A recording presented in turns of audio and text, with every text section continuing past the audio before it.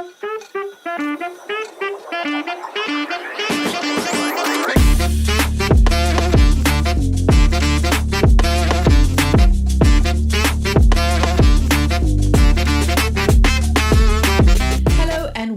to the season finale of My Stylish Life. My name is Linda Mzamane and I'm here with my co-host, Bridget Meyer. Hi guys, I can't believe it's the last one. I know. How fantastic has season 1 been? So exciting. Yeah. It's been a great season, guys. So today, to kick it off and wrap us up, we want to talk about trend forecasting for 2024. Yeah. And some of the looks and the textures and the things we're going to be seeing in interior design trends next year.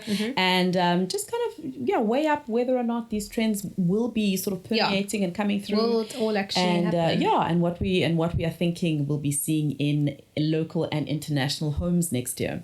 So, Bridge, let's talk about trends in general, firstly, as a idea. Obviously, these things stem from a source, right? What generally is the source of design when it comes to trends? So it's usually fashion, Linz. I feel like most things come out of what we're seeing in fashion, and then it kind of permeates through into other kind of design-based sectors. Yes. So we look a lot at what's happening in fashion, how that's all been forecasted, and then generally things trickle down. But I mean, look, I just want to say, like, trends, it's fun. It's not serious. It's always interesting to see if some of these things actually end up happening or not.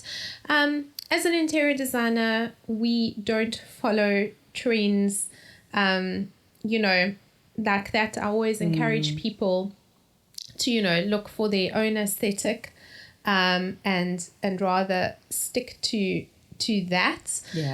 But it is fun for us to have a look and kind of predict what may or may not happen. And who knows? I mean, during next year, if any of the things that we talk about today, actually you can see a lot of, reach out to us. I think it will be fun for us to see, are our predictions actually coming true? Yeah. I mean, I agree with you there when you say obviously runways, international runways tend to be the place from which most inspiration flows in your industry as well as mine. I'm in the media space, and from a magazine design perspective, that's definitely where we looked for sources of inspiration. What are we going to be seeing? And it's really just, I think the thing about trends to keep in mind is it's more about what is that golden thread that is going to be running through creativity for the year ahead.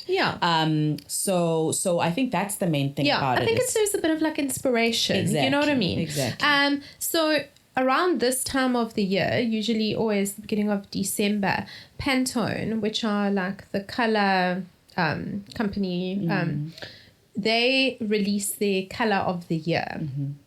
So definitely, like, their predictions are usually quite spot on. It's quite interesting. I mean, a couple of years ago, I distinctly remember millennial pink was their kind of color, and that we definitely saw throughout everywhere. The following year. I mean, like soft blush tones.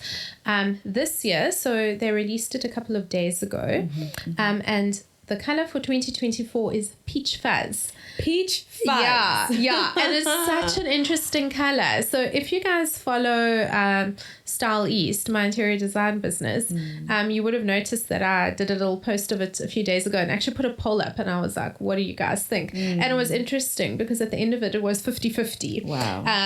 The people that did vote. So what is this color? I mean, is it down the line peach? Like it's pale peach. Yeah, it's pale peach. Okay. And so initially when I saw it, I was like, oh God, like this is like giving 80s bridesmaid puffy sleeve vibes. Made of organza fabric. Yeah. I was like totally feeling that. And I was like, oh no, don't like it. And then I thought a bit more about it, did a bit of research, came across such beautiful images of interiors that had peach. I mean, I'll be very honest, it's a color that I haven't used in an interior to date.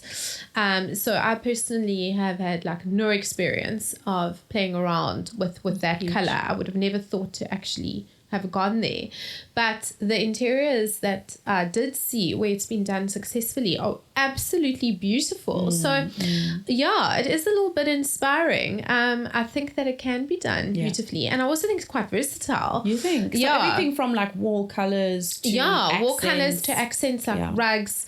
I mean, maybe coming through in fabrics, but I certainly think as wall colors or like wall textures, wallpaper, I think there's great opportunities on using that, and then pairing it like with like more neutral colors, or you can start playing around with a lot of colors.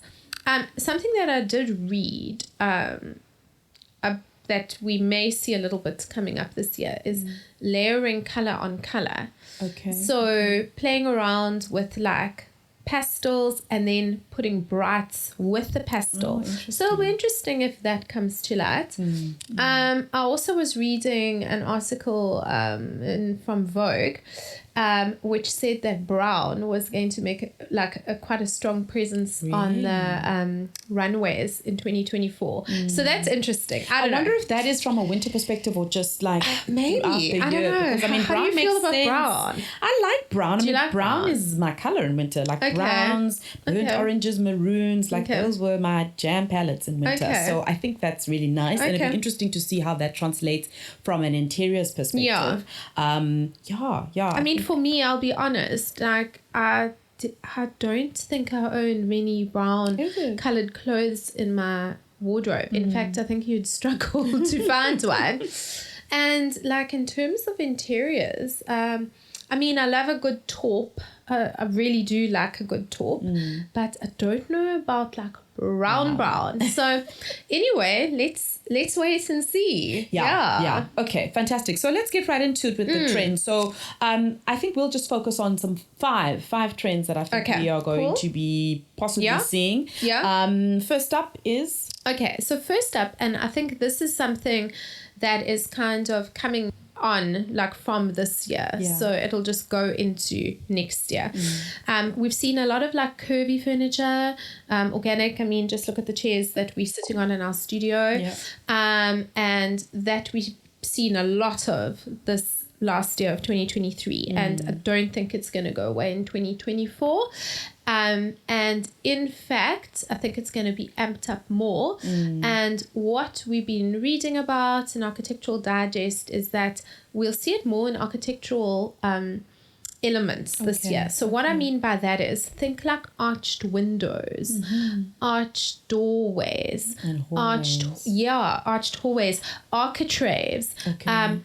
So actual elements of the home becoming curved as well, not just furniture pieces. Interesting. And I must say, I'm totally here for it. Listen, that feels like a little bit of a throwback to me in a way. Do you remember back in the 80s, the homes had featured a lot of hallways and passageways that were arched or had arched elements, even in corridors, indoor and outdoor corridors. So in a way, that almost feels like a return. Yeah, but I mean, that's what happens with trends. That is fashion. That's fashion. We just cyclical. Exactly. That's what happens. But I must say, in terms of the curves, I have really been enjoying seeing them in things like shelving. Our shelf behind us here has curved arches, and I think it's really, really beautiful. And there's something soft and comforting about curves. I think that's exactly it. Curves, I think life post-COVID. I mean, we're still going to talk about this for a very long time post-COVID. And I do think that's what it is. It's like organic, it's comforting, it's warm. It's easier on the eye. Exactly. It's not a harsh line or edge. So I think it's gorgeous. Something else I wanted to chat about was curved shower screens. So this is quite interesting. Like the glass? Yes. Okay. So I'm actually busy with a project at the moment. We'll only finish it early next year. But we have designed a curved shower screen. That sounds really awesome. Yeah, really beautiful. So I actually am enjoying it, and I'd like to see how much of this comes out in 2024.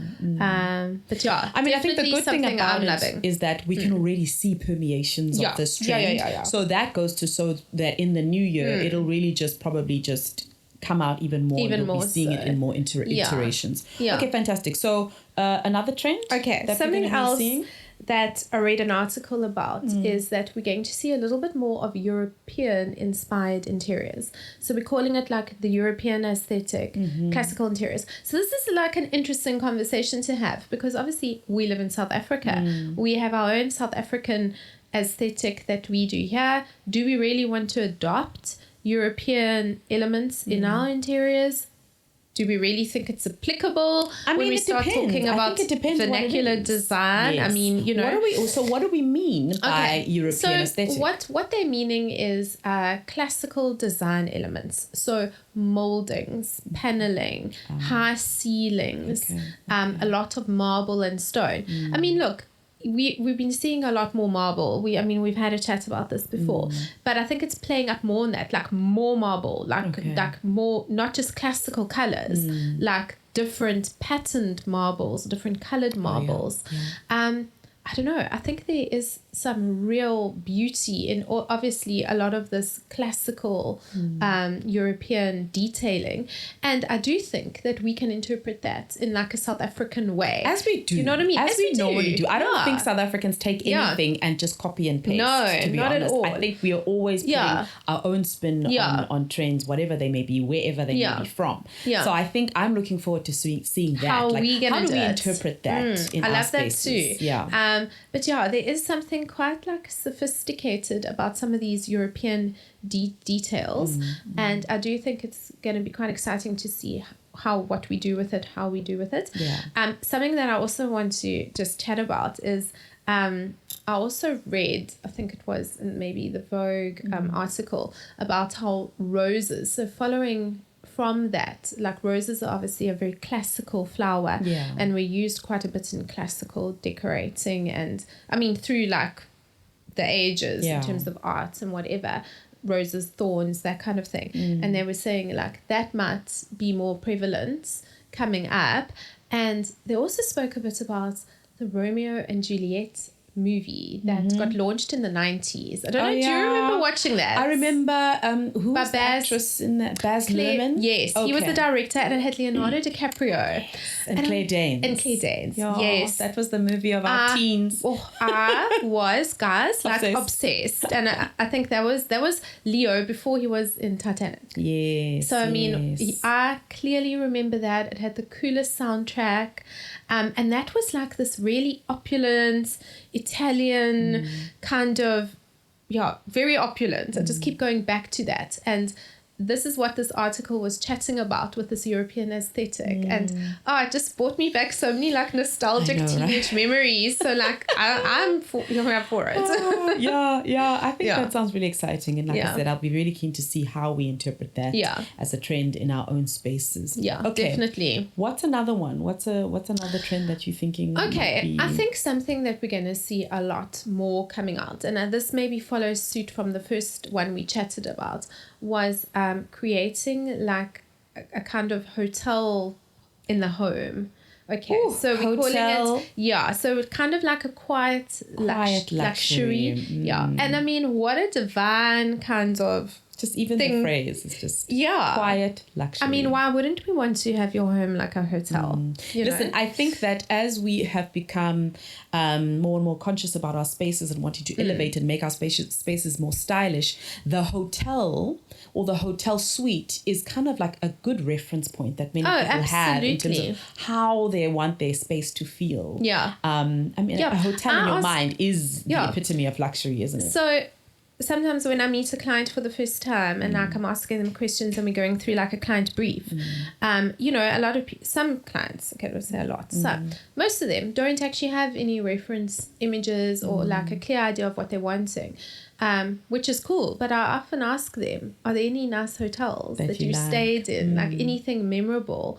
And I always go to a hotel because I think it's most people will be like, oh yes, I stayed here and that was amazing. Yes, and that's a really great kind of conversation point to start off with. That's nice. I think divine concept and there are things that we want to take away from that. Like, how do we create a hotel aesthetic? And I think you've got to start off with in the main bedroom, specifically linen. Absolutely. Yeah, absolutely. And then just how a bed is styled and that sort of thing. But then, other elements as well. Yeah, and I mean, I think something else that we can chat about is having all of your kind of switching, etc., very close to your bed. Yes. So that is something that we personally always do when we're designing main bedrooms. You want to be able to switch the lights off. You want easy access to charge your phone, plug in any electronics you might have. You want to have multiple lighting situations next to your bed. Someone might want to read, so the other person wants to sleep. Exactly, his and her reading lights. Yeah. Those are all things that you automatically have in a beautiful 4-star, 5-star hotel. So we want to recreate that.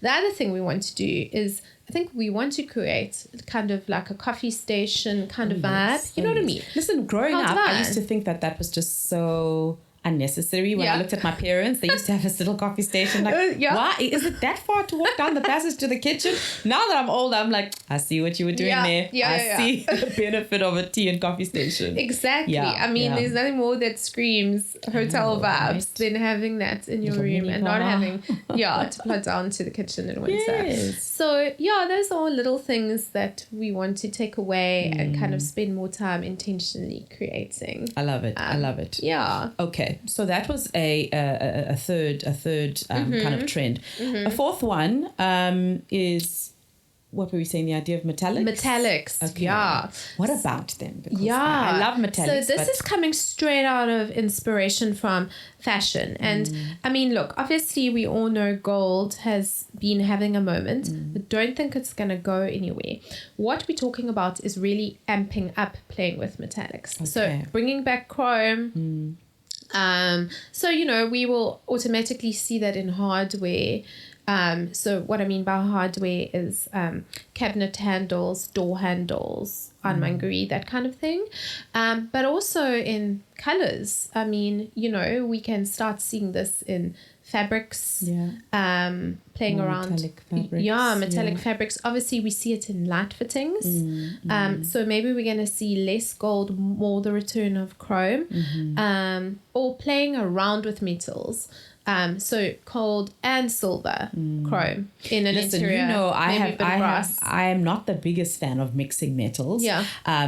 Just because sometimes I'm just like, if you are, just keep the theme. But I'm open to the idea of seeing how do they work together, how do they mix together, and if it's done stylishly, I suppose. I think it can work. I mean, the key has to do it properly. But I personally, I'm never afraid of mixing metals or mixing wood. I think if it's done correctly, it can be so interesting and powerful. So I also read that the kind of where this is also perhaps stemming from is next year. So, okay, guys, we're talking about this in 2023. Remember, so 2024, it is the Olympic Games in Paris. And obviously the Olympic Games is you win medals, which are gold, silver, bronze. Yeah. So what they're saying is a lot of this kind of stems out of that. I don't know. Okay. Interesting how all these things kind of, I don't know, like kind of subconsciously, come through. Let's see, what are your guys' takes on chrome again? I mean, I think chrome is just one of those timeless, will forever stand the test of time. There will be rose gold. I'm thinking about tapware and hardware. There will be rose gold. There will be brass. There will be black. But chrome is the constant throughout. So it's true. I mean, look, I've always thought that black is a classic. Yeah. So, but if we're saying that like chrome is making quite a comeback, I don't think chrome ever went out. But maybe we're going to see less black. I don't know. I'm interested to see how this all plays out. Personally, I do think it's going to be fun to see more of the metals coming out. So let's see what happens with that one. Love it. Cool. Okay, trend number 5. Okay. Interesting topic to debate this.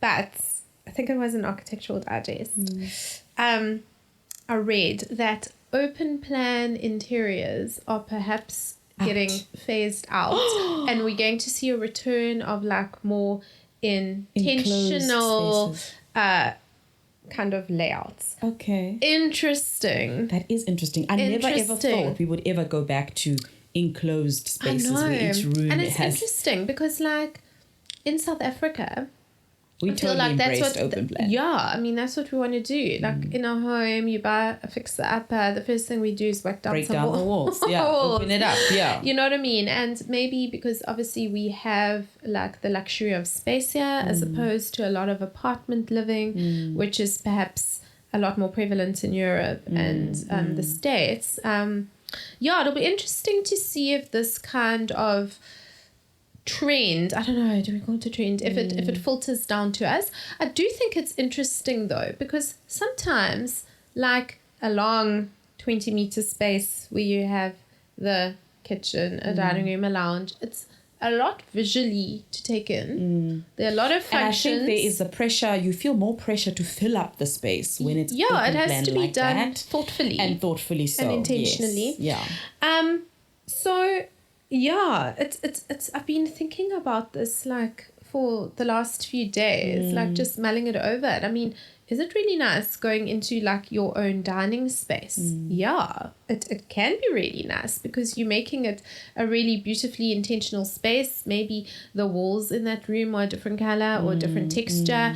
That way, I suppose each space is more able to have its own personality. Yes. Once you bring in walls back. Or else, or you're creating a flow throughout the home where you go from living room into dining room into kitchen.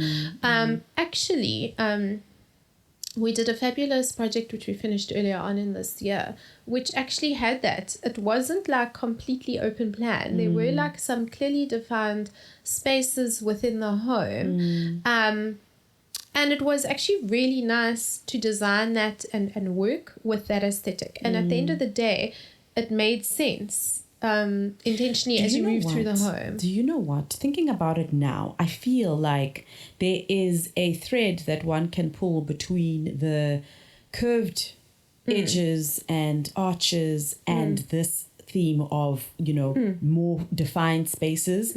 Again, we were talking about how that is linked to comfort and subconscious safety. In a way, I think having these smaller more intimate rooms and more intimate spaces speaks to that level of seeking comfort, seeking psychological safety in a way. Like I know cocoon. I much prefer cocooning. I much prefer sleeping in smaller spaces than these vast open spaces that feel a bit, So I think that there's a psychological thread that can be pulled from those two trends. You might even see them together in spaces. Absolutely.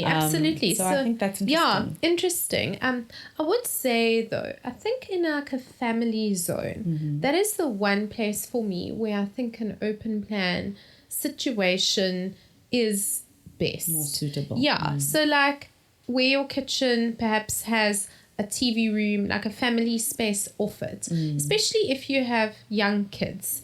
It's really great to have that kind of those spaces feeding off each other where the family can hang out and you do have that. For me, that does make a lot of sense combining those two.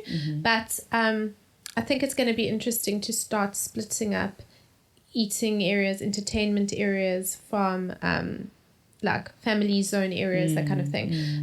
Anyway, so interesting. Let us know what you guys think. Let us know what you guys think. Drop a comment below. This is all just for fun and for chats. Like I said, we don't slavishly follow these trends and kind of don't super encourage it. But it's always great to see. Are these things actually going to happen? Are we going to see them? And you heard it here first. Absolutely. I think next up we can take a listen to our design conundrum for the week. Every week, guys, please send us your voice notes, send us a DM on our Instagram, My Stylish Life Podcast, and send us your design related questions and we will thrash them out with you and help you get to the desired answer. Let's take a listen to this week's question. Hello guys, I have a question about TV stands. If I have a TV mounted on the wall, I just want to know how high or does the gap between the TV and the stand really matter in terms of how much space do I have in between? Okay, cool. So I think it all just depends on how the room looks. So is it a smaller TV room? Is it a room where you're wanting to view the TV, like let's just say a larger open plan space, like we were just talking about, where perhaps you want to view the TV from the kitchen? It's all going to depend on that. But ideally, you're wanting your TV to be a kind of eye level when seated. Correct. So there's no like kind of hard and fast rule here where I'm going to say it's like X amount high. You need to look at what is going to be comfortable at that eye level when you're seated and sitting and enjoying it.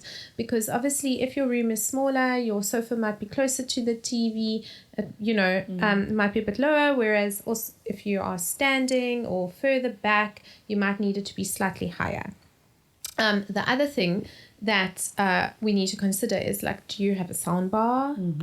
Does that need to be mounted below the TV? It's also going to depend a lot on the size of your TV. Like, is it an 80-inch TV? Is it a 55-inch TV? I don't think look, let's go back. The main question was, what is the difference in height from the top of your cabinet to the underside of the TV? And what I want to say, I don't think you need to worry about that too much. That doesn't matter. No, because the thing is, I mean, maybe you have appliances like your DSTV, or like maybe you have a PlayStation. Maybe they sit on top of your TV cabinet. So you need that gap. If you have nothing, maybe you have like a smart home scenario, so you have no appliances, or maybe those kind of electrical items are in the cabinet. I mean, there's an opportunity to accessorize, guys. We love some accessories. Maybe you can have some lovely scented candles and a diffuser, or some beautiful vases, or some coffee table books. That's an opportunity. But I don't think that it is a hard and fast rule. I think you need to look at more how are you seated when watching the TV screen, and you need to work back that height from there. Okay. I hope that answers. Okay. But I just do want to just say, as an add-on from this, is next year, so 2024, we do plan on having a whole episode where we're going to talk about TVs, smart homes. Yes, we're really excited about that. Yeah, and just like to end things off, I think we both want to say thank you so much to those that have been listening and watching. It's been quite a ride. It's been quite a ride, Bridget and I. Yeah, I mean, this podcast is something that we've been talking about doing for